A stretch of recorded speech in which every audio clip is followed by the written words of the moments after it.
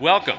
Welcome, geoscientists and guests. I'm Chuck Bailey. I'm President-elect of GSA, and I have the honor of presiding over today's awards ceremony, which includes the 2022 presidential address by GSA President Mark Little. The city of Denver is the traditional homeland of the Cheyenne and Arapaho peoples. They were the original stewards of the land, the waters here, and many modern-day Cheyenne and Arapaho consider Denver to be the heart of their homeland. When gold was discovered in the vicinity of Denver in 1858, the ensuing gold rush brought an influx of white immigrants. The Colorado territorial officials and settlers began to violate the Treaty of Fort Laramie, which had explicitly acknowledged native stewardship here. By 1862, almost all of the Cheyenne and Arapaho people, their lands were forced off their lands. Today, the Cheyenne and Arapaho people live on reservation land in modern-day Oklahoma, Montana, and Wyoming. Some have returned to Denver, and the area is now home to citizens of many indigenous nations. We encourage all GSA members and conference attendees to learn about the history and present status of the people whose lands you live and work on, to pay respect to the indigenous communities, past and present, who call Denver home. Today, we're here to honor the outstanding achievements of truly exceptional geoscientists who have won our society and division awards, including GSA's oldest award, the Penrose and Day Medals, which date back to 1927 and 1948, respectively. We also honor members of society who have been advanced to the status of fellows in recognition of their scientific achievements and contributions to GSA. The outstanding contributions in service of all of the individuals have made the geosciences in our society ever more vibrant and important in the world that we live in today.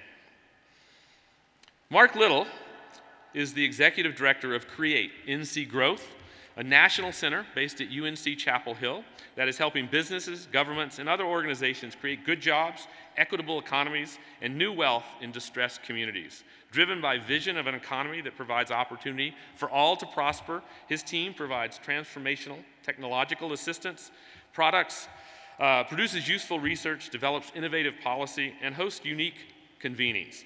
Mark is a past GSA, USGS Congressional Science Fellow, and has worked at Peking University as a visiting scholar. He is a composer, a writer, and a Baba. We are pleased to welcome President of the Geological Society of America, Mark Little.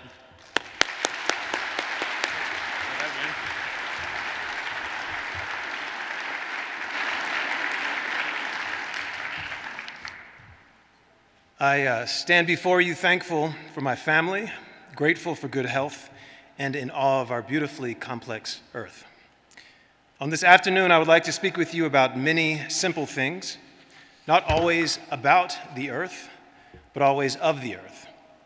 I ask of you a willingness, if only for a few minutes, to wonder with me, to be speculative, to allow us to question ourselves together and without judgment. When I was growing up, I spent many weekends at thrift stores with my father looking for musical instruments, home organs in particular. I was not proficient on the keys, but I loved to tinker and repair. Perhaps the most beautiful organ I ever found was built of natural maple with dual keyboards, a 2-octave pedal board, an array of switches and pulls. But like every organ I had, I eventually donated it. In parting with this particular organ was my first consciousness of Princeville. My father suggested we donate an organ to an African Methodist Episcopal church in Princeville because the town was recovering from the devastating flooding in the wake of Hurricane Floyd. At the time, I may have been told that it was a very special place. In fact, the first town in the United States chartered by formerly enslaved Africans. But I was surely ignorant of the layered ways in which geomorphology and climate were implicated in its story. For like all places humans inhabit, Princeville has an intertwined natural and human history. I think I became a geologist for the wrong reasons. Among those who studied the Earth, I wanted to leave. I wanted to travel among the stars, to set foot on another planet, a moon or perhaps an asteroid. In pursuit of becoming an astronaut, I found geology. It was a dream to fly that eventually brought me down to Earth. My graduate work sought to understand and model how our continental crust deteriorates through chemical weathering and physical erosion, how these processes are connected, how they can be measured, how they can be modeled, and how they affect the long-term carbon cycle and sedimentation in the oceans.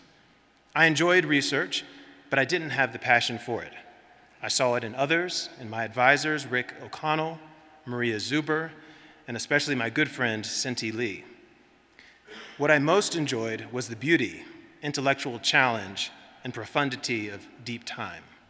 So, after a couple of postdocs, I no longer did academic research. And since I wasn't much used to industry, I no longer worked in the geosciences. But yet, here I am, addressing a congregation of scientists, and I'm grateful for the opportunity. I think perhaps you, of all the people in the world, might understand a bit of where I'm coming from. While I may have become a geologist for the wrong reasons, I have remained one for reasons that may resonate with you. I have a deep affection, an aesthetic appreciation for places not untouched by humans, but not yet destroyed by us. Our mountains, rivers, deserts, oceans, and forests. My desire to explore space, to study the geosciences, even my current work, imagining and building new economic futures, is all conceived from a deep sense of wonder. When we weren't looking for organs in thrift stores, my father would take my sister and me to events among the First Nations of the southeastern woodlands, many spring and fall Saturdays. It's a pregnant pause. Many fall and spring Saturdays were spent in rural North Carolina at powwows and gatherings with the Meherrin, the Saponi, the Waccamaw-Siouan nations, in community amongst my distant cousins with whom we shared a common history. Today, working with Indigenous nations is an essential part of my work in economic development. My team has supported business, agriculture, and climate resiliency initiatives with tribal governments and organizations. Each collaboration is characterized by different assets, challenges, cultures, histories, and legal structures, leaving perhaps only one consistent similarity across nations: the importance of land and connectedness to place. One of our most enduring, exciting partnerships is with the Coharie tribe. This small nation is using their river to center a cultural renaissance, a youth workforce development initiative, and an ecotourism strategy. My team brings additional resources to this effort, representing both a commitment to being good stewards of the earth and to sovereignty for all Indigenous peoples, goals which I believe to be indivisible. To be clear, I was once a real geologist, in the way that many of you are. I collected samples on mountain slopes, dissolved rock powders, built models, ran a mass spec, and taught students. And GSA has played a key role in my career, providing the grants that supported my education, the opportunities to present my work at conferences, and a Congressional Science Fellowship in DC that served as a transition to the work that I have been doing these past 10 years. And since I ceased being a practicing geoscientist, GSA has been the primary means by which I have stayed connected to the discipline. My service to the society has been recompense for all the resources and opportunities afforded me. Outside of the conferences and committees, my professional work is not obviously related to the geosciences, but they are in conversation, informing each other in ways that I have only recently begun to understand. I lead NC Growth, a national center that is building a different, more equitable economy by creating good jobs and new wealth in distressed communities. We're building power, the means by which an individual or community can construct its future. Power enables communities to declare their own measures of success and construct their own solutions to the challenges they define. And a community can draw its power from within through collective recognition of and respect for its own assets. We believe that empowering all peoples, be it through financial, political, or other means, is the clearest path to economic equity, to addressing health disparities, to justice, and to environmental sustainability. Today, our team includes more than 40 full and part-time staff based in North Carolina, South Carolina, Tennessee, and Washington, D.C. Our partnerships extend our reach beyond North America, from Côte d'Ivoire to China. Our work is to wonder, in partnership with individuals, communities, and nations, what could be and to try to build it. We help mountain communities leverage their geomorphology and ecology for responsible tourism development. We help rural manufacturers grow and hire more local people. We help legislators see the fullest potential of their constituents. And we help historic Black communities like Princeville and indigenous communities like the Coharie Tribe achieve diversified revenue and support business development opportunities for their citizens. We use the past to envision a radically different future. I eventually had the opportunity to work with the town of Princeville. In the intervening decades since donating that beautiful organ, I learned some of the history of the town and decided that I wanted the work of my center to include places like Princeville that were abundant in histories, cultures, languages, and ways, but that were also disrespected, devalued, disinvested, and denied. Applied economic justice, you might call it. The town of Princeville has survived since 1865 on low-lying, flood-prone land. Land unwanted by the European colonists who had stolen it a century and a half prior as spoils of war with the Tuscarora Nation. Located just south of Shiloh Landing, a bend in the Tar River, where small boats left the ancestors of the founders of Princeville, and likely some ancestors of mine. Having made the journey south from the port of Richmond, and prior to that, west from the Gambia, Angola, Benin, Ghana, the Bight of Biafra, and other West African ports, this town, Princeville, was built on land that would forever bind the community to the fate of the river. So in 2015, when Mayor Bobby Jones told me his wondrous vision of an economic revival inspired by their vibrant economic past, I was game. The plan included an amphitheater at Shiloh Landing, consecrating that place with a sanctuary for community events, historic tourism, in the memory of those lives who were left irrevocably altered by the transatlantic trade of human bodies. We even managed to secure a partnership with Skanska, an international construction firm who saw a manifestation of their corporate mission in the story of Princeville's resilience. But within 1 year, this work was interrupted by another storm, Hurricane Matthew.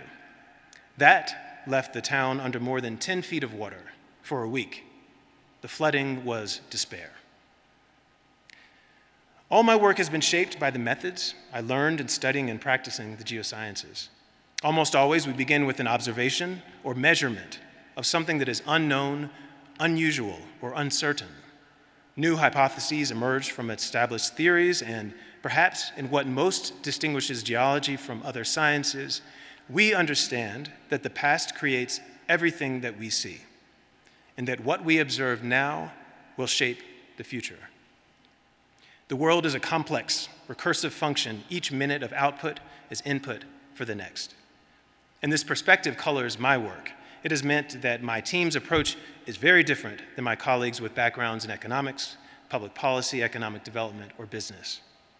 The converse is true as well. My experiences with communities who are working to reimagine and realize new futures have changed my understanding of the sciences, not of any particular conclusion or data point, but in the questions we choose to ask, the questions we dismiss, the possibilities we cannot see, and the conclusions we reject.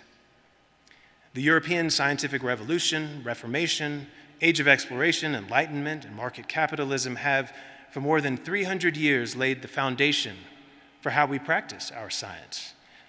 Most extant nation-states are founded on ideas birthed and cultivated by these philosophies. The arts, science, and wealth produced as a product of these movements are vast. But core to these ideas is a belief that mankind has been given the earth by God for his exploit, that value is only created when labor creates products, that some Homo sapiens, those least European in their appearance and culture, are demonstrably inferior and are, like the flora and fauna, part of the natural world to be exploited, as is God's will. This is also the heritage of geoscience. And despite the great progress made in the sciences to reject some of these ideas, I believe that the process and practice of science, separate from its conclusions, is still subject to these philosophies.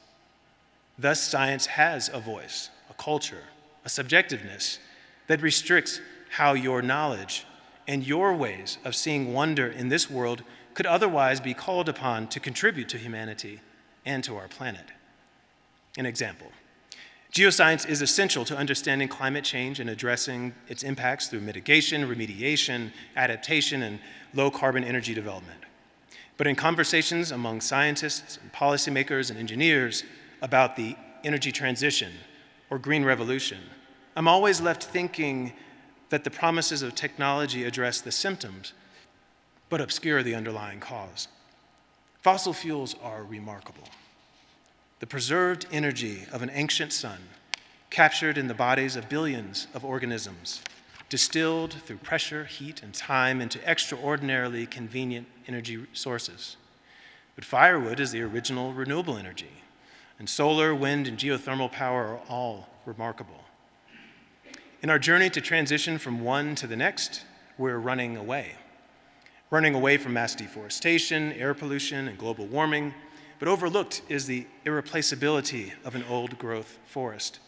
The 300 million years of history in a lump of glinty anthracite, and the choreography of melting and crystallization and weathering required to create a regolith rich in rare earth elements. Perhaps we have been using too much too quickly. Perhaps we've constructed a pervasive system and culture that disincentivizes conservation and reuse. Perhaps the creativity and innovation that comes from limitation and constraint remains ignored. Since the flooding in 2015, Princeville has been on a long road to recovery, navigating FEMA, housing displaced citizens, and coping with collective emotional trauma. But Princeville is the aquatic corollary to the mythical phoenix, perennially rising from the receding waters. Just a few weeks ago, the town hosted a highly successful bike ride and farm tour event. For the past year, my team has been helping the mayor develop plans to move municipal services, housing, and business district to a higher tract of land outside of the floodplain. And we've had the great privilege of continuing our partnership with the Coharie tribe, most recently discussing how their experience rejuvenating their river and nation can serve as a blueprint for other communities trying to build on their inherent assets.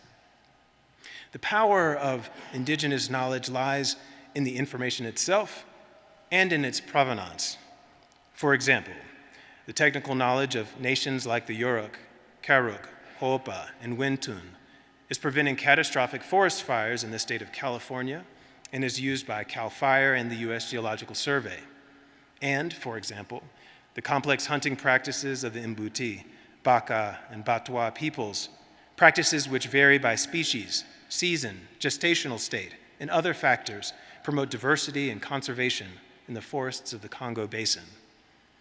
But as useful as the information is, we can learn as much or more from understanding the ways in which it was created. Knowledge generated from many generations of a people inhabiting a place, observing, testing, and understanding will result in different approaches, questions, and possibilities. The ingenuity, innovation, and creativity that is derived from not being able to escape one's consequences of one's actions over the course of generations is profound. A wonder in and respect for the earth are needed to exist, survive, and thrive in place. That word, wonder, is a good one. It means surprise, admiration, curiosity, and doubt.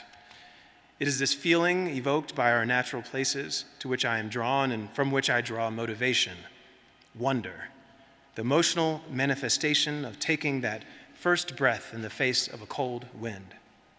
I think that for many of you, it may have also been a feeling of wonder that initially brought you to study the earth, the topography of a landscape, one rock, the movement of the tides.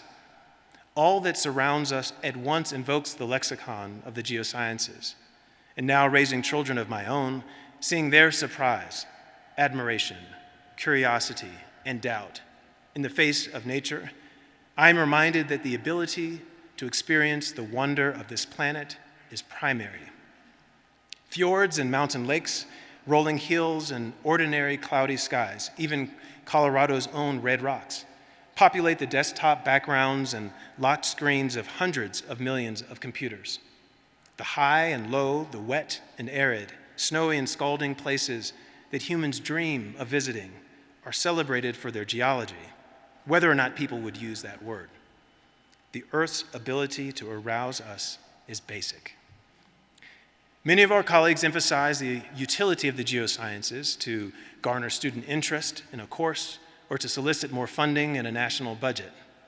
And that's understandable, given that geoscience is indispensable to understanding climate, finding natural resources, and predicting earthquakes and other hazards. But more basic than any of those practical and existential subjects is the naked wondrousness of the earth itself, of those places not untouched by humans, but not yet destroyed by us. That brings the laity in closer communion with our work than anything else. Thank you.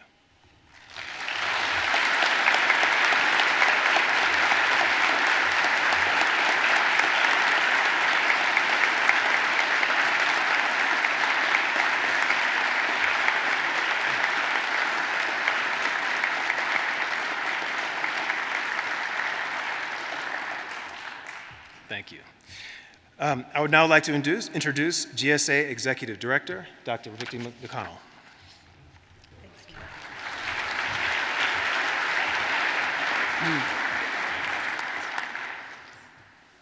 Welcome and good day to you all, whether you're here or online.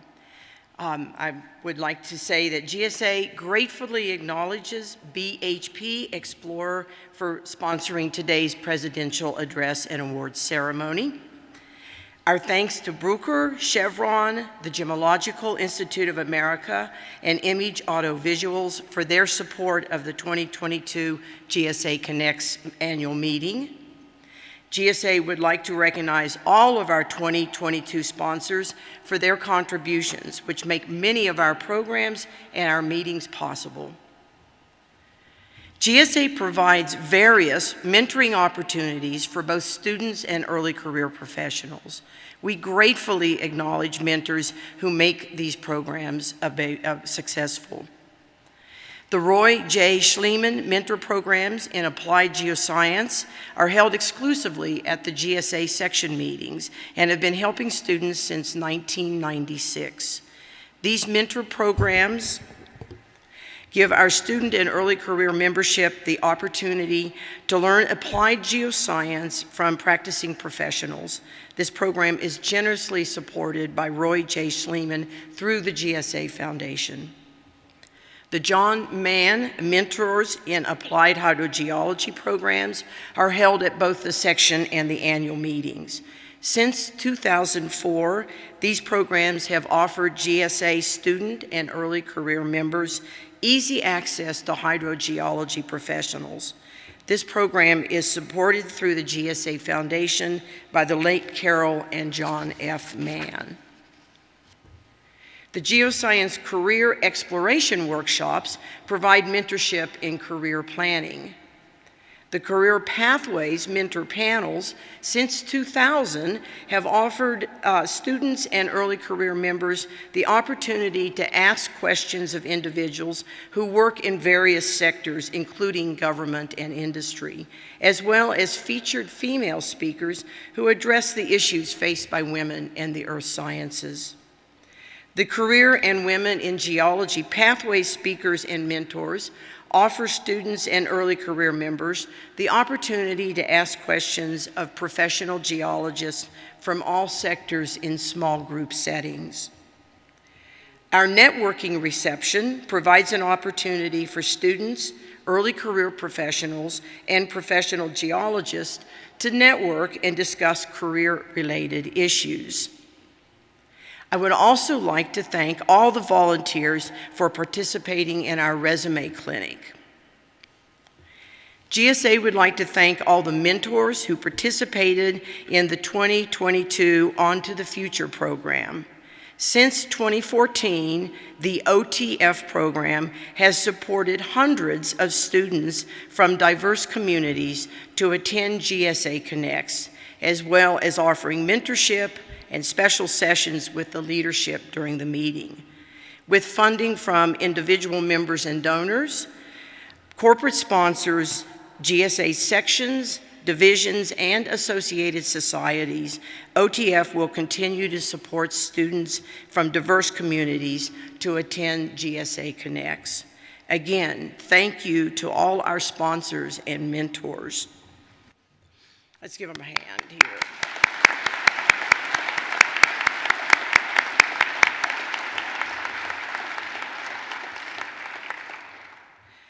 I would now like to recognize all the past GSA presidents that are in the audience by asking you to please stand.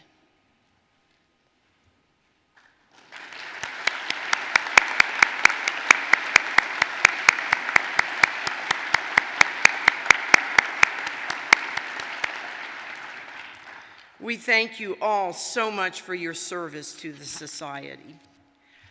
It is my pleasure to welcome you all to Denver and to all of you that are participating online and to the 2022 GSA Connects meeting and exposition. I do hope you have a great time.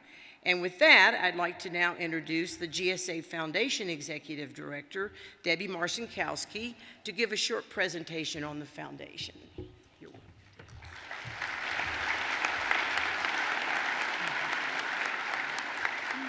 Good afternoon, everyone.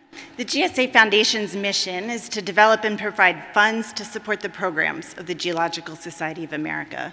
We thank you for your generous support of GSA programs through the Foundation. In fiscal year 22, the Foundation received annual contributions of $1.25 million from individual GSA members, foundations, and corporations.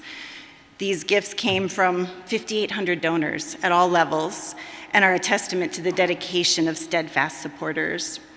Challenging times continued over the past year, and yet you cared enough to continue and even in many instances even increase your support.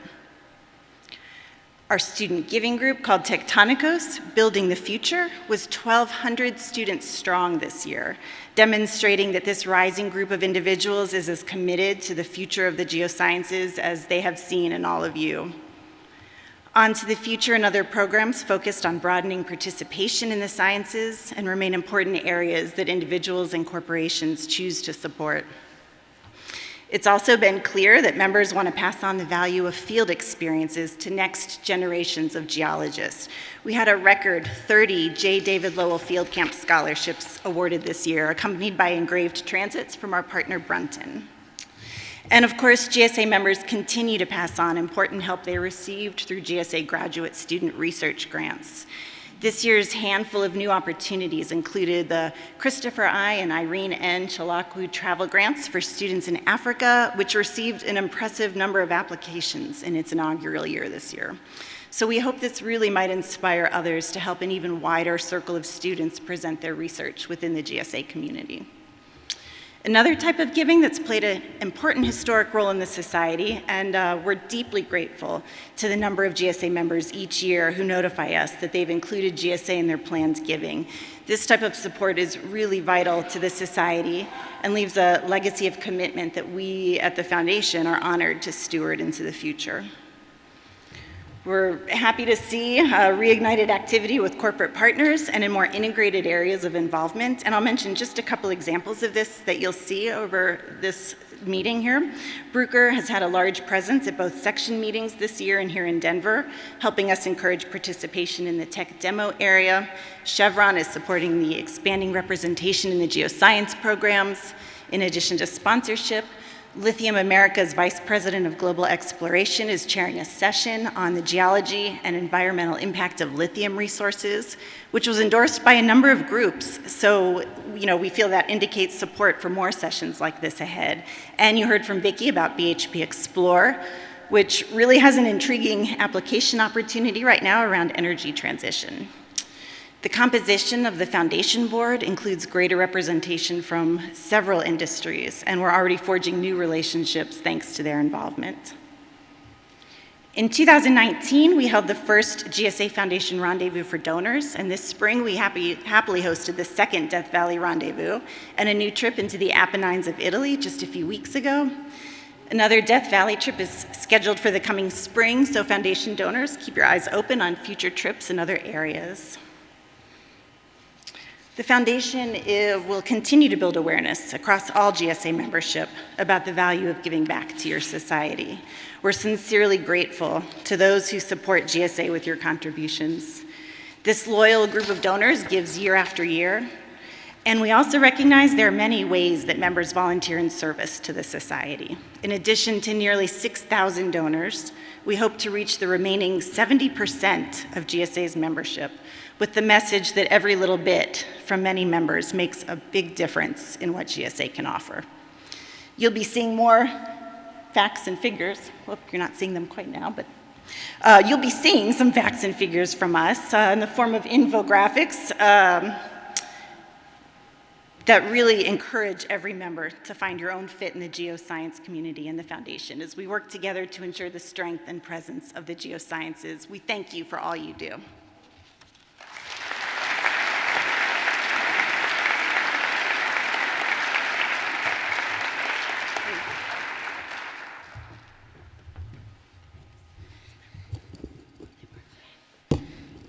Thank you, Debbie, and thanks to the GSA Foundation.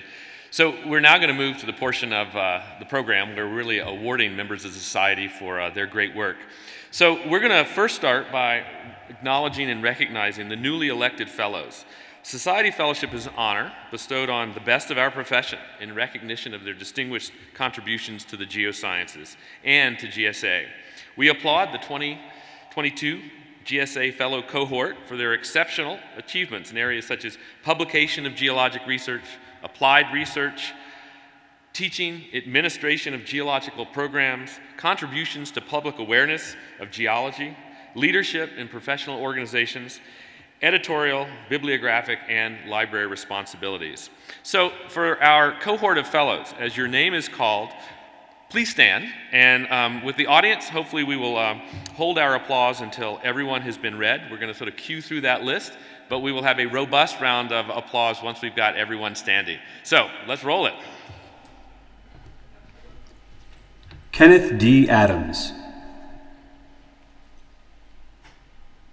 Lori C. Anderson. Pranoti M. Asher. Jose Rafael Barboza Gudino. Jamie D. Barnes. Paul A. Bedrosian. Andrew M. Bush. Christopher G. Daniel.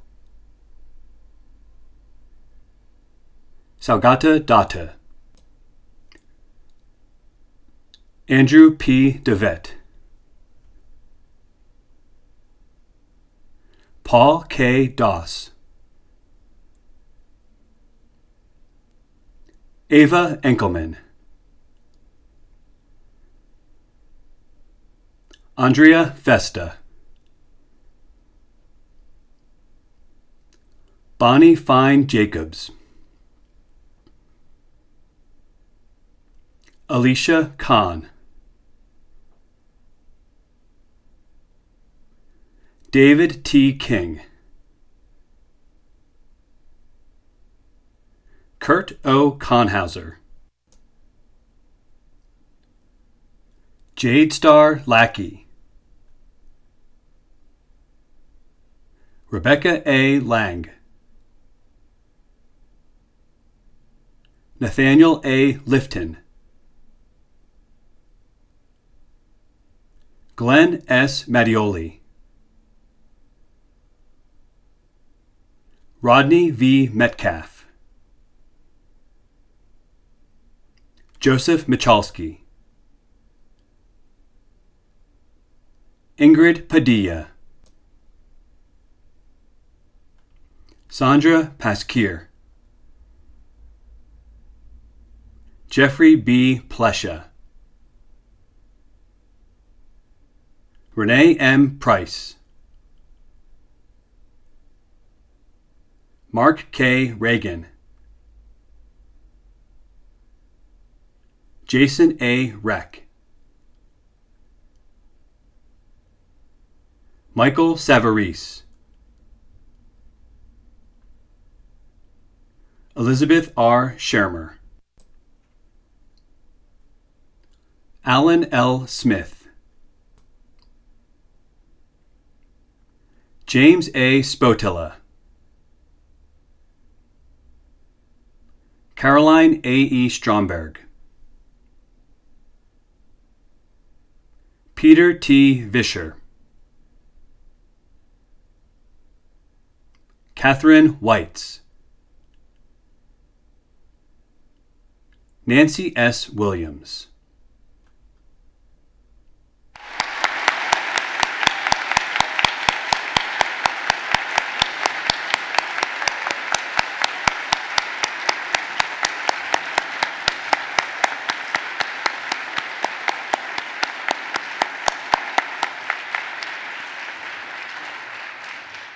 All right, since we're all warmed up applauding, all those fellows that are out there in the audience, will you please stand to be recognized as well, all those fellows from past cohorts?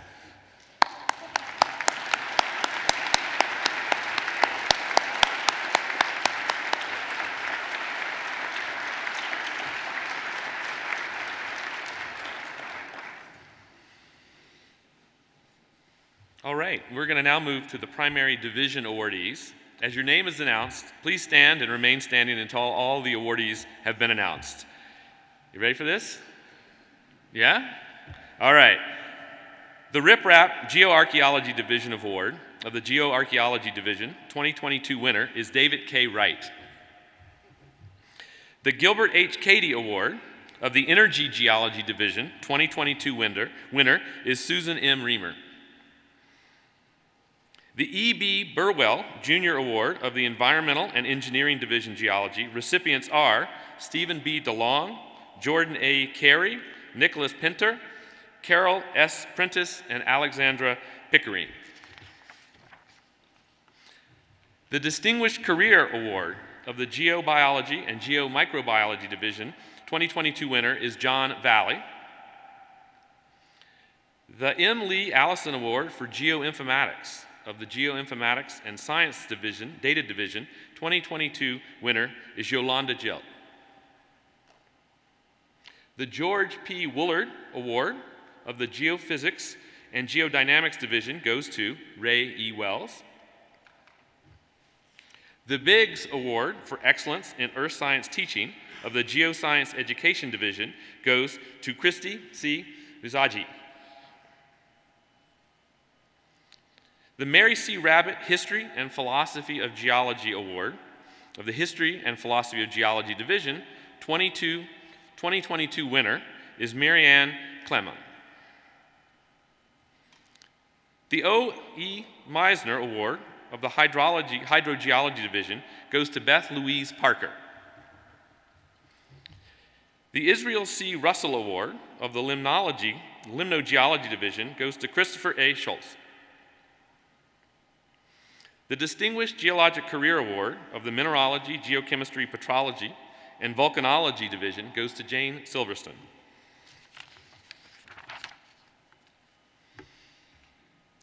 The G.K. Gilbert Award of the Planetary Geology Division 2022 winner is Alan Tremay. The Kirk Bryan Award of the Quaternary Geology and Geomorphology Division goes to Tim Beach.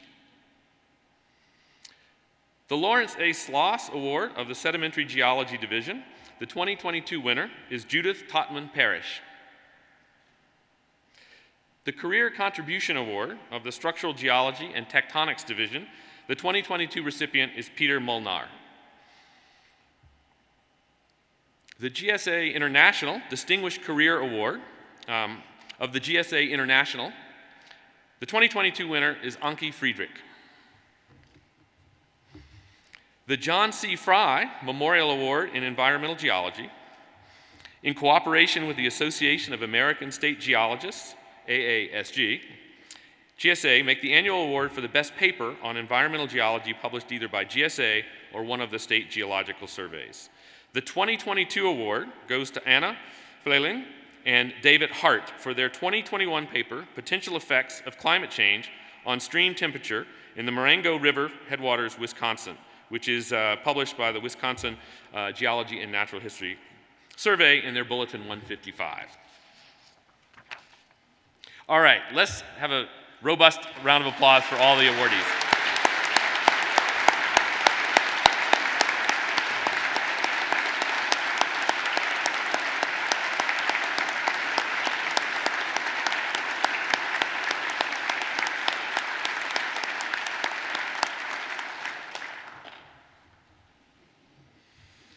Okay, we're going to move on now to the GSA Awards. And the Geological Society of America established and commissioned the President's Medal to recognize those who have profoundly enhanced the geosciences profession through supporting and contributing to the society by advancing geosciences, enhancing professional growth, and promoting geosciences in service of humankind.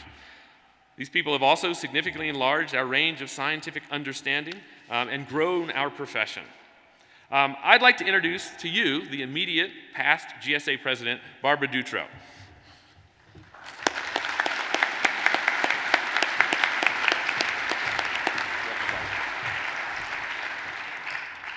Thank you so much. It is my great pleasure to present the 2022 Geological Society of America Presidential Medal to Dr. Priscilla C. Grew, Professor Emerita and Native American Graves Protection and Repatriation Act Advisor, or NAGPRA, at the University of Nebraska-Lincoln.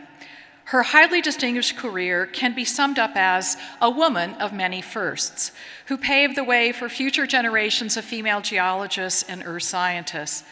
Dr. Grew received her BA degree, magna cum laude, from Bryn Mawr College, and her PhD from the University of California, Berkeley, one of only 6 women in the United States in the fields of earth, atmosphere, and oceanic sciences to receive a PhD in 1967. Here began one of her many firsts of her rock-solid career. A few of these I'll describe.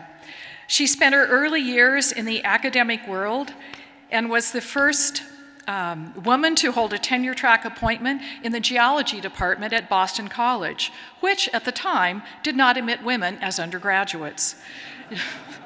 She moved west to UCLA and helped direct the Lake Powell Research Project, studying the impacts of coal and water development on the Colorado River Basin, including on the Navajo Nation and the Hopi tribe, which she spoke about earlier today. During that time, she distinguished herself, and in 1977, the governor of California appointed her as the first female director of the California Department of Conservation, which included the divisions of oil and gas and of mines and geology. That was California's Geological Survey. That was another first. In 1981, she became the second woman to serve as the commissioner of the California Public Utilities Commission. In 1967, she was appointed the first woman director of the Minnesota Geological Survey at the University of Minnesota. And she became the first woman vice chancellor for research at the University of Nebraska-Lincoln in 1993, and then continued that in 2003. She was appointed the first woman director of the University of Nebraska State Museum.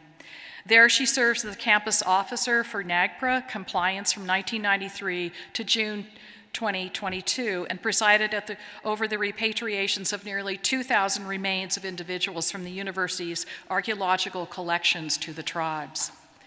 And it doesn't stop there. I'm exhausted too. In 1999, Dr. Grew was the first woman to receive the Ian Campbell Medal from the American Geosciences Institute, and in 2011, she was designated a Lifetime National Associate of the National Research Council in recognition of her 30 years of service on committees of the National Academies. She also had a number of notable scientific firsts. In 1969, she was one of the first women and one of only 3 participants from the US to join a geological excursion to Lake Baikal in Siberia. And notably, the first person to publish an electron beam scanning photograph of oscillatory zoning in an eclogitic garnet. She was one of only about 100 women to have a mineral named after them, Priscilla Gruite Y, a garnet rich in zirconium and yttrium. Her illustrious career has intertwined higher education, the intersection of public policy with the earth and geosciences, and service to government and professional societies. I recall Priscilla as one of the few women in geology before my generation. Her unique career trajectory, boldness of leadership, and support of other women in the geosciences for the greater good continues to be inspirational across the globe. She broke barriers, and with the role models such as herself, gender diversity in the geosciences increased, and now GSA counts nearly 30% of its members as women, and has for the past 15 years. As a fellow of GSA for nearly 50 years, for your academic accomplishments and inspiring leadership in the earth sciences, and as an inspiration to countless others, it is with the utmost pleasure and honor to award you, Dr. Priscilla C. Grew, the 2022 President's Medal of the Geological Society of America.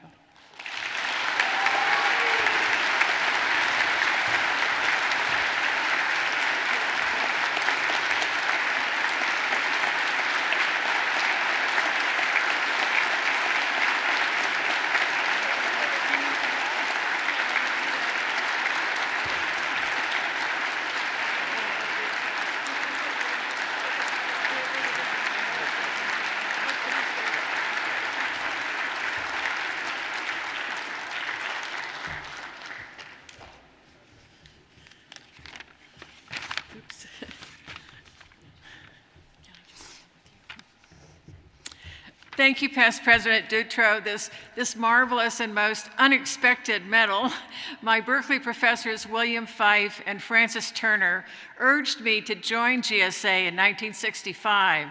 At GSA in 1966, Reverend Professor James Skean hired me to teach at Boston College.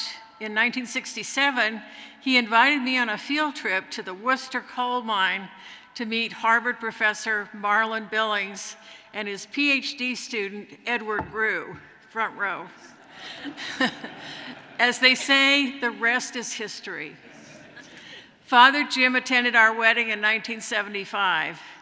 Ed's unselfish, steadfast support, constant encouragement, sympathy, and sage advice enabled me to pursue my unconventional career.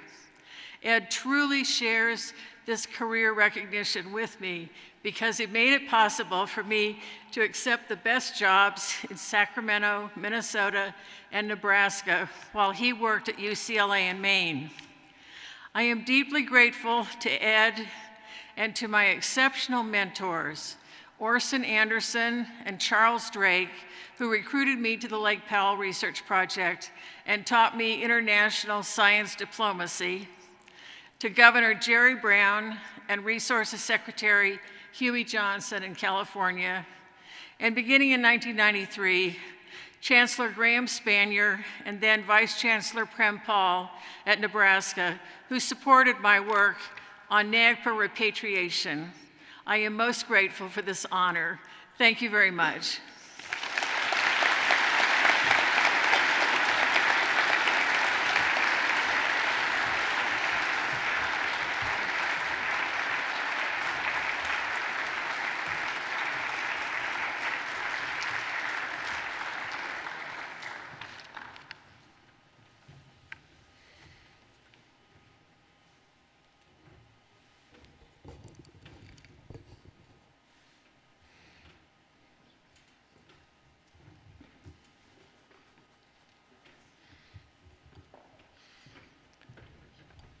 The Penrose Medal, established in 1927 by R.A.F. Penrose Jr., is awarded in recognition of eminent research in pure geology for outstanding original contributions or achievements that mark a major advance in the science of geology.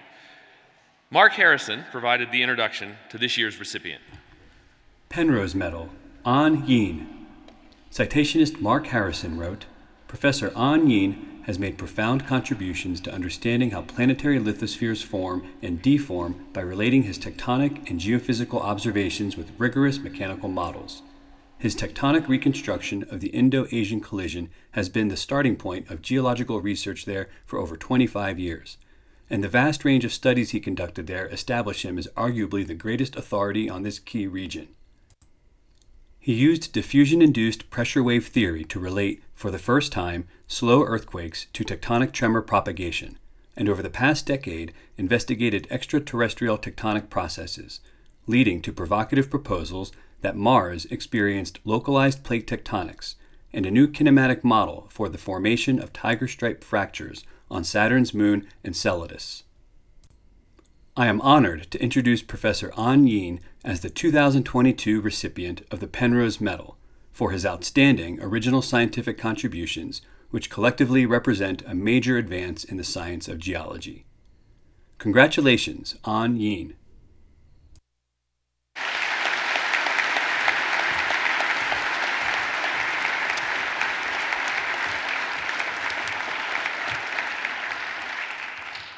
Well, thank you, Mark, for this generous citation, and the GSA for this incredible, completely unexpected honor.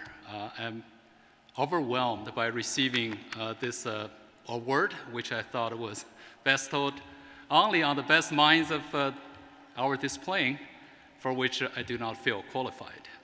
However, I understand that the award is to recognize not only my research, but the collective achievement of my mentors, collaborators, and most importantly, my students, current and former. I'm grateful to the rigorous training I received at Peking University, where my interests in mathematics, mechanics, structural geology, and tectonics were encouraged by professors Wang Ren, Qian Xianglin, and Zheng Yadong. At USC, my PhD advisor, Greg Davis, whose work revolutionized our understanding of Cordillera and extension tectonics, taught me how field mapping produces the most stringent time-space constraints on any geological hypothesis. Greg's insights into mountain building process laid the foundation for my career. Listing all the names of my collaborators is impossible, but I must thank a few persons who played instrumental roles in my professional growth. Mark Harrison, Shangyu Ni, Craig Manning, Rick Gandizi Thrust Ryerson, Ding Ling, George Garros, Marty Grove, and Brad Hecker. Among all, Mark Harrison impacted me the most through his ingenious research and mentorship. I would like to thank all my former and current students. It was your dedication, loyalty, and hard work that contributed to this amazing honor. I specifically wish to thank my wife, Sandy Yin, who raised our two beautiful children, Daniel and Hannah. They're here, with a spouse who was often on the other side of the planet or distracted by a thorny scientific problem. I was born during the Great Leap Forward and a teenager during the 10-year Cultural Revolution in China, when universities were closed. Professors like my parents were sent to countryside, and my schooling was a single voice indoctrination. The experience makes me appreciate enlightened institutions like GSA that promote rigorous debate and celebrate diversity. Moving laterally into other disciplines made me realize that an openness to new ideas is not universal, and being a member of a GSA in the past 40 years is a privilege for me. It is for this heartfelt connection that I thank GSA for this amazing, unexpected award. Thank you.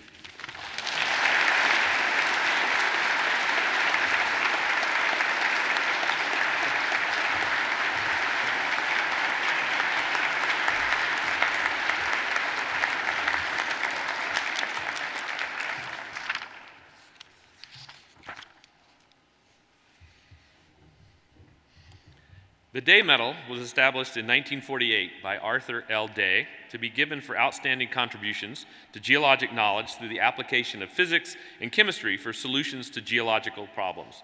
Dr. Kurt Konhauser provided the introduction for our awardee. Arthur L. Day Medal, Timothy W. Lyons. Citationist Kurt O. Konhauser wrote, "Tim Lyons is widely regarded as the world leader in developing and applying innovative paleo-environmental proxies for tracking redox changes in the rock record, specifically when oxygen first appeared on Earth and how atmospheric oxygen levels fluctuated throughout the Precambrian."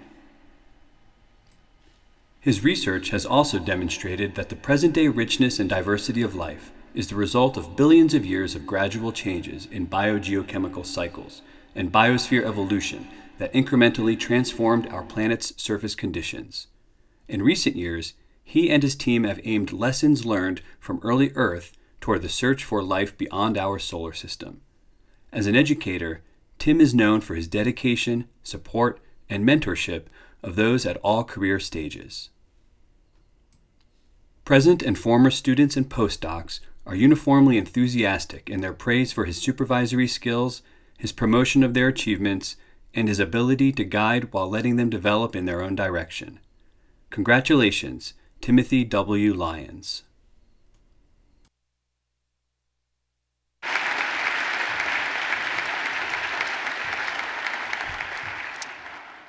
Thanks so much.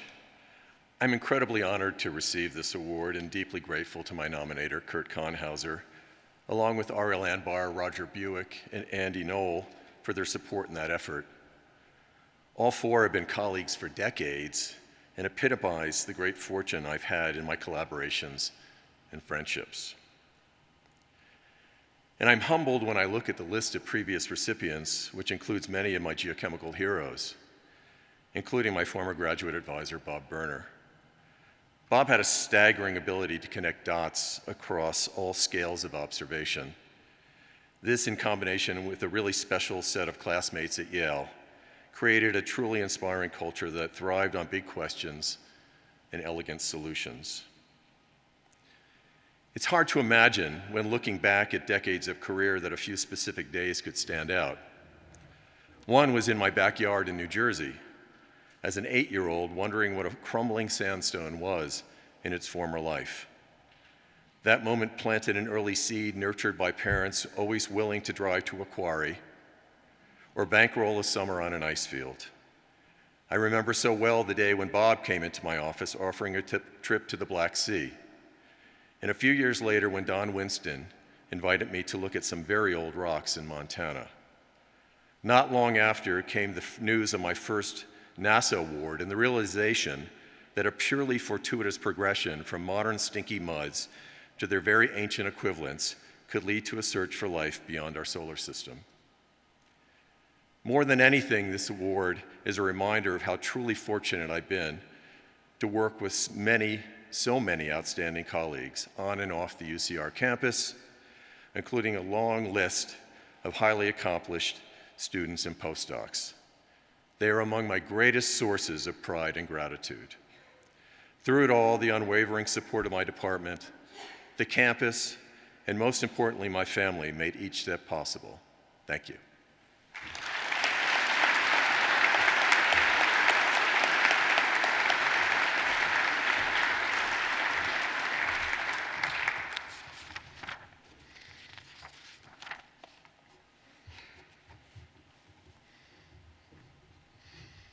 The Young Scientist Award, also known as the Donath Medal, established in 1988, is awarded to a young scientist for outstanding achievement in contributing to geologic knowledge through original research and marks a major advance in the earth sciences. This medal is made possible through the generosity of Dr. and Mrs. Fred Donath.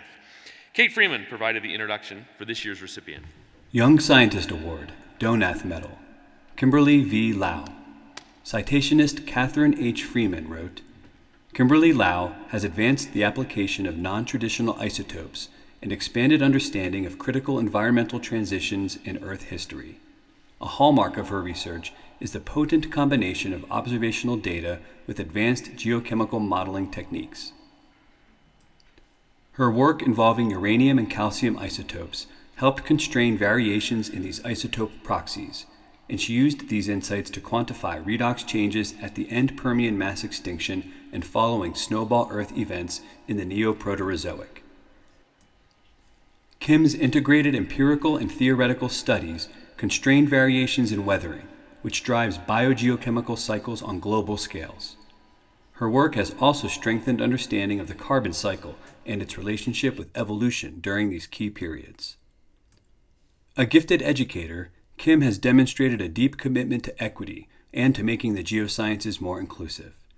She has opened opportunities for the next generation through innovative teaching, engaged mentoring, and by her leadership in supporting underrepresented groups in the geosciences.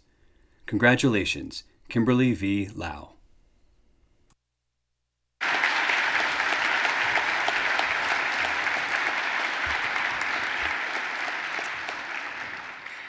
Thank you to the Geological Society of America for this enormous honor and to the Donath family for endowing this award. I'm incredibly grateful to my nominators, Kate Freeman, Tim Braylauer, Ariel Anbar, Tim Lyons, Kate Maher, Jonathan Payne, and Francis McDonald for their encouragement and for fostering creative and fun scientific communities in their groups, as well as to the past Donath recipients who are inspirational geoscience researchers and educators. I'd also like to thank my friends, mentors, and colleagues at Yale, Stanford, UCR, the University of Wyoming, and now at Penn State. I'm also incredibly grateful to the undergrad researchers, graduate students, and postdocs who have somehow agreed to work with me. Together they make research more engaging and exciting. Sincere thanks go to my collaborators on the analytical aspects and modeling approaches of geochemistry, who have really encouraged me to pose new questions and try new techniques. I'd also like to thank my collaborators who have brought me into the field as a geochemist and inspired new research directions. I'm incredibly lucky to be part of the supportive and innovative geobiology and sedimentary geochemistry communities, as well as GSA. And last, I'm very fortunate to have the support of my spouse, Brian Kelly, as well as my parents and my sister, and my many friends, both within and outside of the geoscience community, all of whom I owe my deepest gratitude. Thank you for this honor.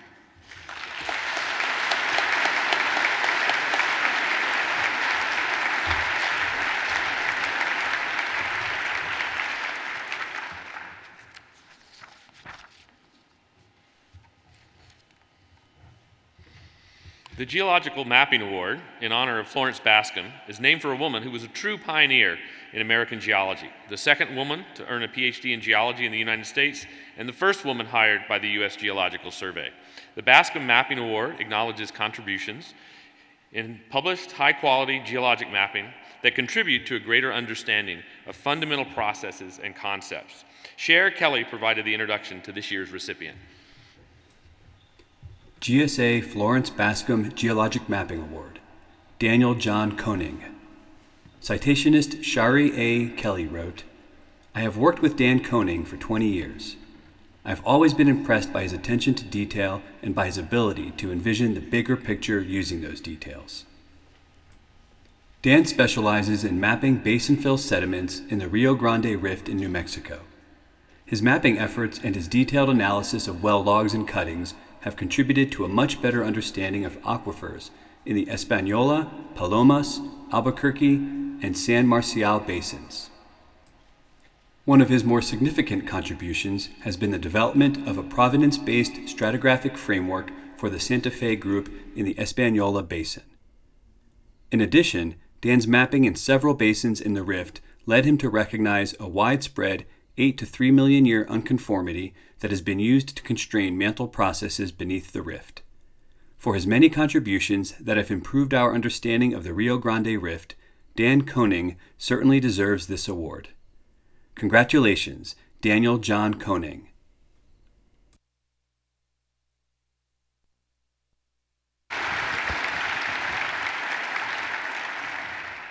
Thank you, GSA. I'm incredibly honored to be receiving this award, and thank you, Sherry, for that citation. Dr. Florence Bascom was an admirable geologist who tackled some notable geologic problems of her day. She did this by using a long-term, methodical approach, and her curiosity eventually led her to employ other skills beyond her initial training in metamorphic igneous rocks. I would like to emphasize the importance of methodically approaching geologic mapping. One may have a working hypothesis, but the main thing is to systematically walk every ridge and every canyon to draw lines on a map, and that takes legwork and sweat. I would like to thank particularly inspirational geologists in my life, like Sherry Kelly, Tian Grau, Sean Connell, Frank Pizzalia, and Stephen Wells. I'm thankful for the love and support of my wife, Chi. I thank God for giving me a healthy body, imagination, and a curious mind. And I thank my parents, especially my father, Fred Koning, for cultivating that curiosity during my childhood and teenage years by hiking with me and then allowing me to explore nature on my own.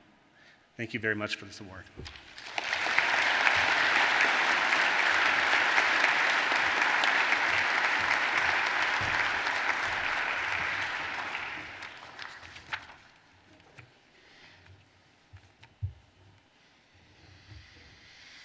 In 1998, GSA established the Public Service Award in honor of Eugene and Carolyn Shoemaker.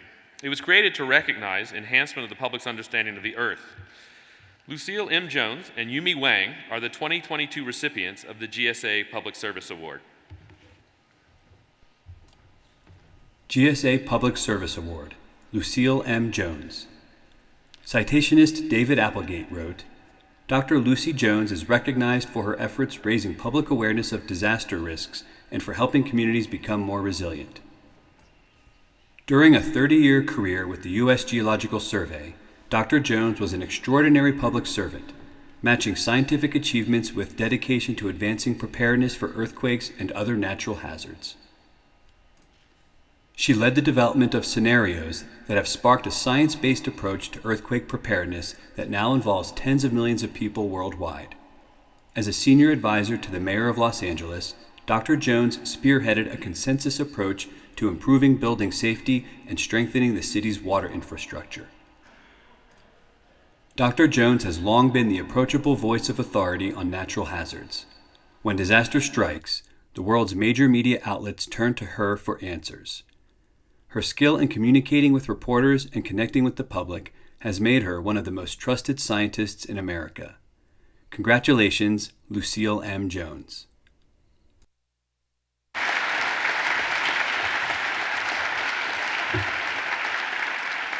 Well, thank you. Begin by thanking Dave Applegate for wonderful citation and Matt Hudson for nominating me. But I really want to thank GSA for having this award at all. You know, at the risk of sounding as old as I actually am, when I started in this field, there were no public service awards by any of the organizations. We only thought about the importance of breakthrough science, which is really important. And I went along with that, and it took the Northridge earthquake to shake me out of that mindset when, as one of 20 scientists answering the demands from 20 million people in Southern California, I recognized the need.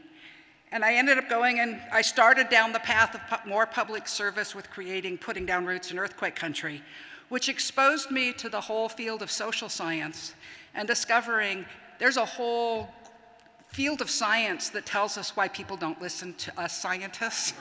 And it's a really important thing to do. People like Dennis Milletti, but also artists and communications. And I've ended up going down a different path. So I want to thank GSA for establishing this award and demonstrating to the younger scientists that this type of work can be valued. Because as the climate crisis intensifies, society needs earth science more than ever, and we must all do our part to see that the work is not just done, but also used. Thank you.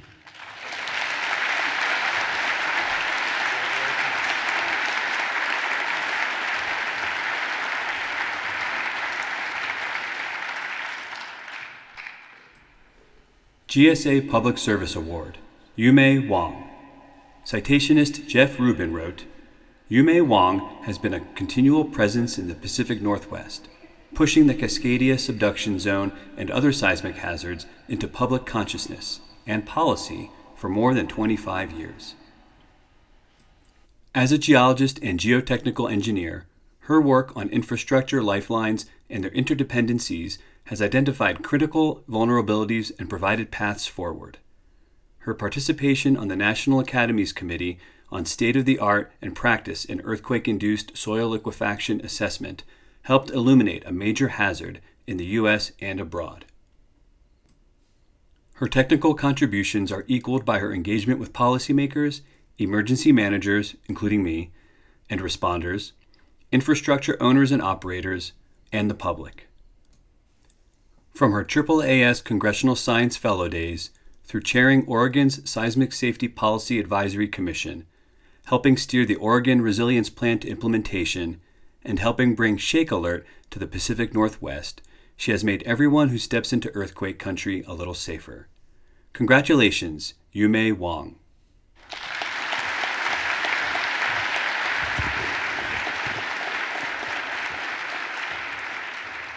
Thank you. Receiving this award is deeply meaningful to me, having spent the bulk of my career in public service. As an engineering geologist and engineer, I've been afforded the very special opportunity to work at the interface of science, public policy, and public service to help elucidate and reduce the risk from geologic disasters, including earthquakes, tsunamis, and landslides. Over the course of my career, my greatest pleasure and privilege has been working with the so many talented and good-looking and creative and committed colleagues, geologists, engineers, policymakers, emergency managers. Big shout out to Jeff Rubin, who nominated me, and members of the public. This award is equally in recognition of the efforts of so many other people.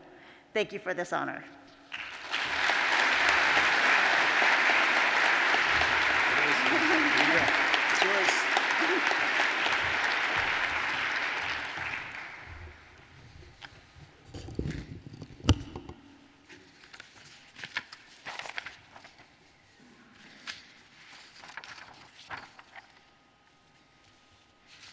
Working through the paperwork here. All right. In 1999, Randolph W. Bill and Cecile T. Bromery established the Bromery Fund for Minorities with the GSA Foundation to support the Bromery Award. This award is presented to persons who have made significant contributions to research in the geosciences, or those who've been instrumental in opening the geosciences field to minorities. Rufus Ketchings provided the introduction for this year's recipient. Randolph W. Bill and Cecile T. Bromery Award, Frederick Henley Wilson. Citationist Rufus Catchings wrote, Dr. Frederick Rick H. Wilson has long been a prominent research scientist and a dedicated proponent of geoscience diversity, equity, inclusion, and accessibility, DEIA, consistent with the Bromery Award requirements. For over 40 years, Rick has produced some of the most comprehensive geologic maps of Alaska, parts of the Caribbean, and other places. Due to Alaska's size, Rick's Alaska Geologic Map and Database represent 37% of the United States land area and provides important map analysis capabilities. Internationally, Rick contributed to the circumpolar bedrock geologic and metallogenic maps. Rick has been recognized as a GSA Fellow for his science, but few know of his persistent DEIA efforts. For decades, Rick has mentored and introduced Alaska Native youth and other diverse students to geology. His DEIA efforts include maps production for the Alaska Intertribal Youth Practicum, regular participation in high school STEM days, and teaching geology to Indigenous students at Bush schools. Congratulations, Frederick Henley Wilson.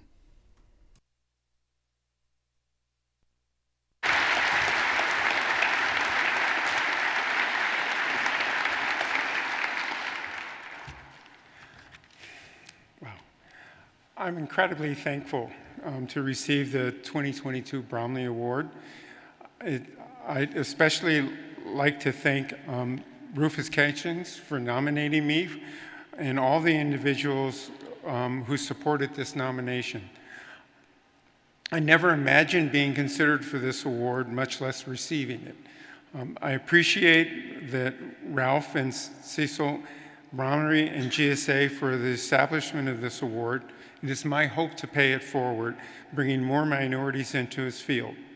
Growing up in Chicago, geology was not on my radar, yet exposure at Michigan Tech opened doors.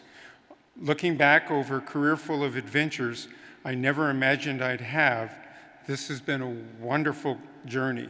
Looking ahead, there are many more adventures to come. Thank you.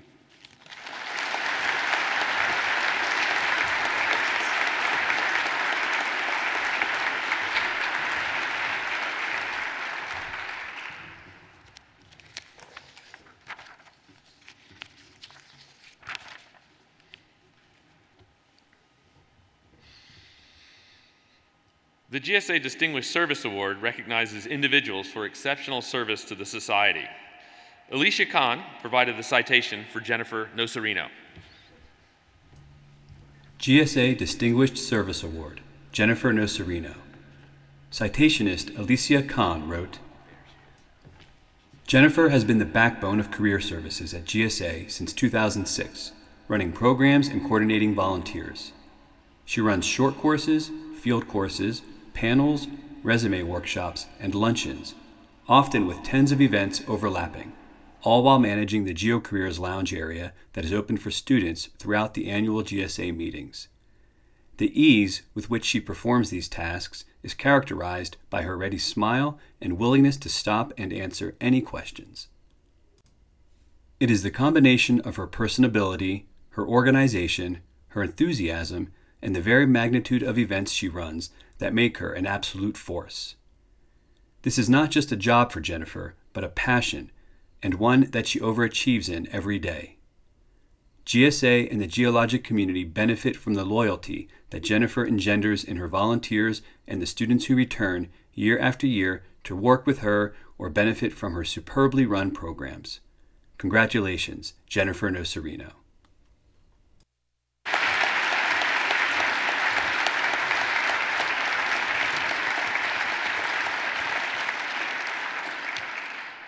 Thank you very much.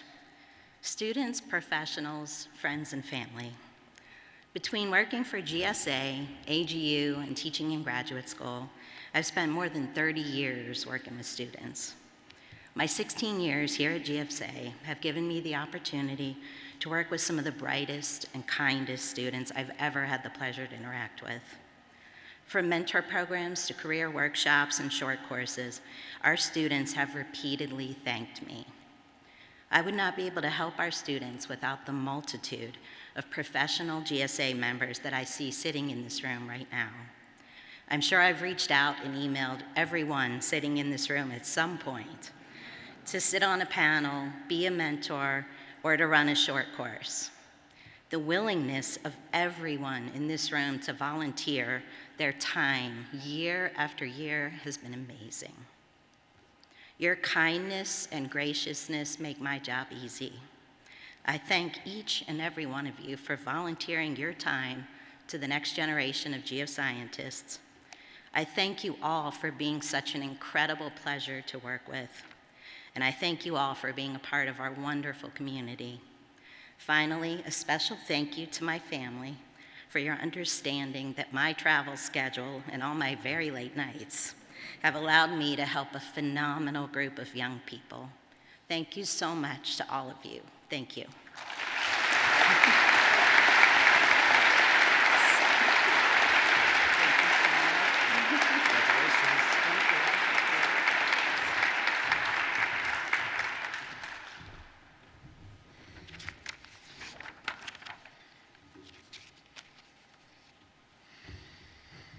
The Doris Curtis Outstanding Woman in Science Award was established in honor of Doris Curtis, the first woman president of the Geological Society of America. It is presented to women who have impacted the geosciences in a major way based on their PhD research. Mark Schmitz provided the introduction for this year's recipient. Doris M. Curtis Outstanding Woman in Science Award, Annie Bauer. Citationist Mark Schmitz wrote, "It is my pleasure to introduce Dr. Ann M. Bauer as recipient of the 2022 Geological Society of America Doris M. Curtis Outstanding Woman in Science Award. Annie's research is motivated by outstanding questions in the first billion years of Earth's evolution, including the growth and recycling of continental crust and the initiation of mobile plate tectonics. Her dissertation work in isotope geochemistry and geochronology explored latest Hadean through Neo-Archean crustal processes in rocks of the Acasta Gneiss complex of northwestern Canada. The resulting publications describe novel arguments for a global shift in the processes of early crustal differentiation and tectonics encoded in the isotopic composition of both igneous and detrital zircons. Annie's emerging leadership in the geochronological community follows directly from the impact of this dissertation work and her skills in collaborative scientific inquiry. Please join me in congratulating Annie on this well-deserved honor. Congratulations, Annie Bauer.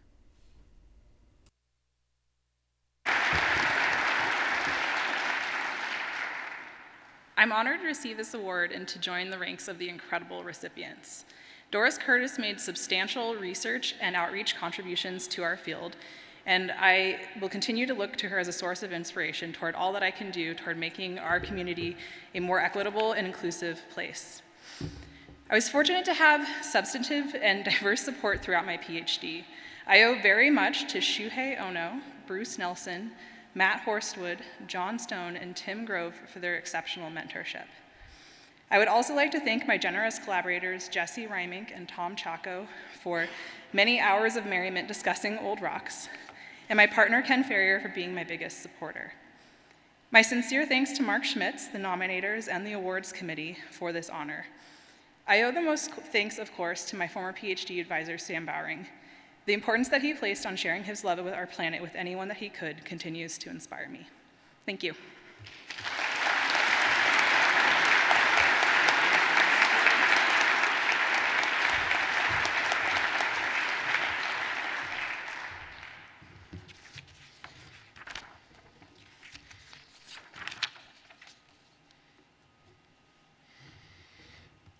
The American Geosciences Institute Medal in memory of Ian Campbell for superlative service to the geosciences is awarded in recognition of singular performance in and contributions to the profession of geology. Priscilla Grew provided the citation for this year's recipient. AGI Medal in memory of Ian Campbell for superlative service to the geosciences, Jean Marie Barr. Citationist Priscilla Crosswell Grew wrote, "The American Geosciences Institute, AGI, recognizes Jean Barr, Professor Emerita at the University of Wisconsin-Madison, as the 2022 recipient of AGI's highest award, the Medal in memory of Ian Campbell for superlative service to the geosciences." Dr. Barr is honored for her unselfish service to the geosciences through proactive leadership of professional societies, inspirational mentorship of students and colleagues, valued advice on science for sound public policy, and influential research contributions at the intersection of hydrology and living systems. Dr. Barr has served as president of both AGI and GSA. She has chaired the Nuclear Waste Technical Review Board and the Committee on Restoration of the Everglades. She has been an outstanding career mentor to scores of women. She is distinguished in the tradition of Ian Campbell as an educator and public servant of uncommon integrity who has worked tirelessly on behalf of geosciences, her fellow citizens, and the nation. Congratulations, Jean Marie Barr.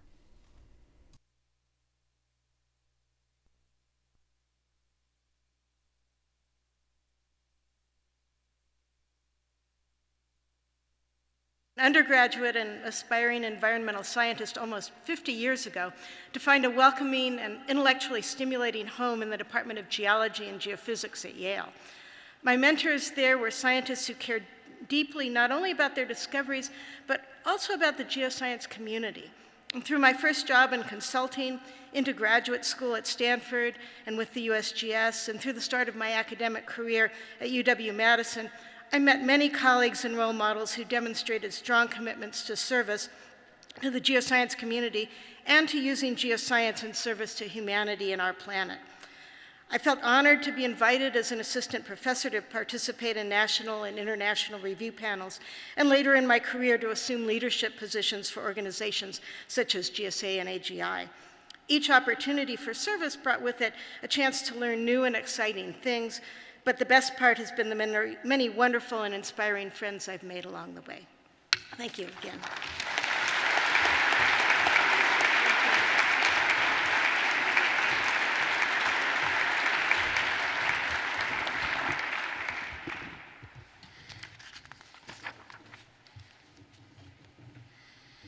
The GSA Exxon Mobile Field Camp Excellent Award is given every summer for a field camp that's based on its safety awareness, its diversity, and the technical excellence. All geology field camp directors and instructors are eligible to apply for this $10,000 award. This year's award goes to Emily Finzel of the University of Iowa's field camp. Emily is not able to be here today, but I believe Bill McClellan is here to accept the award. However, the award is large, heavy, and some have suggested it could be even hazardous to one's health. So we will be sending the award to the University of Iowa Field Camp. So let's Thank them for their contribution. I heard you jumped on a plane early. Yeah. Nice work. Thank you very much. Yes, the award is already in Iowa, and it is large. Unfortunately, Dr. Finzel couldn't be here, but I will present this in her behalf. We would like to thank GSA for presenting the University of Iowa with the Field Camp Excellence Award. We are honored to be recognized for our commitment to safety awareness, diversity, and technical excellence. Safety is our #1 priority. To that end, we have hosted an NSF-sponsored workshop focused on field safety. We bring wilderness first aid courses to campus every other year for faculty and teaching assistants. And we have revised and streamlined our internal safety protocols.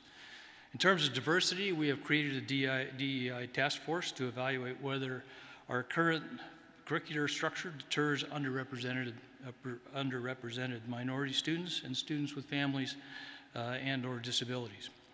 Our technical excellence is enhanced by our focus on quality of mapping rather than quantity and our low student to instructor ratio. We are very grateful to be recognized for our efforts in these areas. Thank you.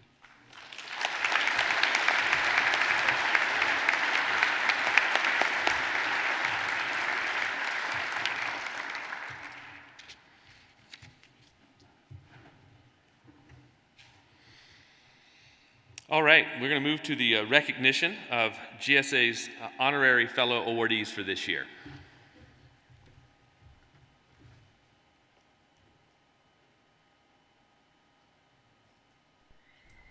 Honorary Fellow, Laura DeSantis. Citationist Suzanne O'Connell wrote, Dr. Laura DeSantis has been an exemplary leader in Antarctic geoscience for over 2 decades. Within this community, she stands out as an exemplary researcher and coordinator. Her accomplishments in international collaboration are unparalleled. Dr. DeSantis has led numerous seismic expeditions to Antarctica, collecting data to unravel the intricate glacial history of this critical continent. Her work is seminal in our understanding of complex ice sheet dynamics and ocean-ice interactions. With our climate warming and the rate of ice disintegration accelerating, understanding where and how the ice sheets behaved in the past is critical to predicting our climate and coastal future. Congratulations, Laura DeSantis. Honorary Fellow, Lynn Ding. Citationist Dr. An Yin wrote, Dr. Lynn Ding is a leading scientist in the geological studies of the Himalayan Tibetan origin. His field-based research, coupled with state-of-the-art analytical methods, has led to the documentation of a greater than 2,000-kilometer-long Paleogene deep-water foreland basin as a result of the India-Asia collision. Dr. Ding's pioneer work links the India-Asia plate interaction with the compositional evolution of volcanism in space and time across the Tibetan Plateau.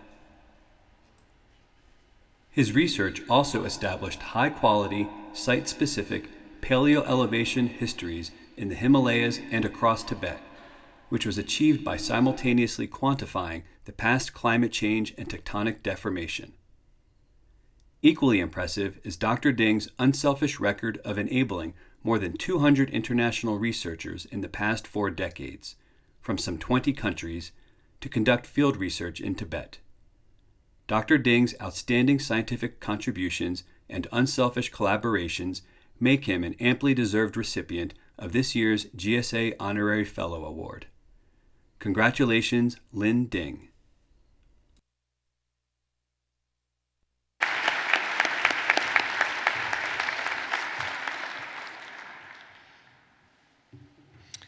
Unfortunately, neither of the recipients could be with us today.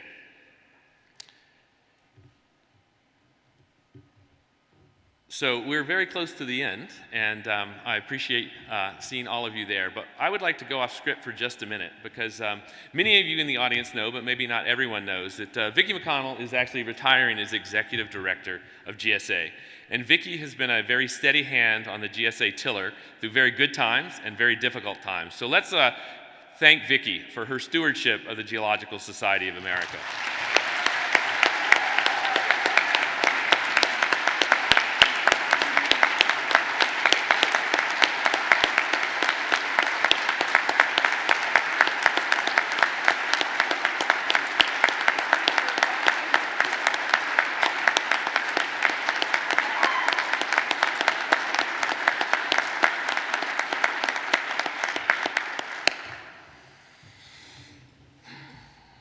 Well, thanks to you all for attending the 2022 GSA Presidential Address and Awards Ceremony, and for supporting all of this year's awardees.